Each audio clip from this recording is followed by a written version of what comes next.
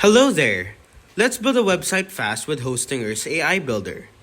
Hostinger is used as a web hosting provider, offering services to help individuals and businesses create and manage their online presence. So let's get started. After you sign up, skip all setup prompts for now.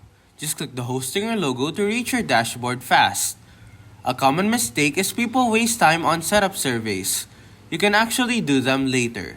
Click on Websites and then click on Create or Migrate a Website. If you have a website already, then you can actually go ahead and migrate your own website.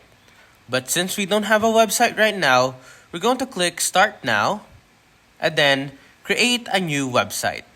To use the AI Builder, click on AI Builder and then click Select. You can also click on WordPress if you want to use that, but first, we're going to use AI Builder. Here, you're going to have to buy a domain, use an existing domain, or choose a domain later. For showcase purposes, we're just going to choose a domain later. First, you're going to have to choose a brand name. So this is going to be the name of your website. Next, you're going to have to click on a website type. And finally, a description. Be super specific in your description.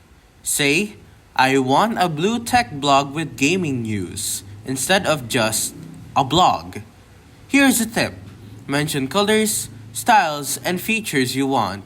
The AI works better with details. If you don't have a logo, you can use Canva to make a quick logo. It's free and easy when compared to using the AI creator in Hostinger. A common mistake is when you leave the default logo. It makes your site look unfinished, so don't do that.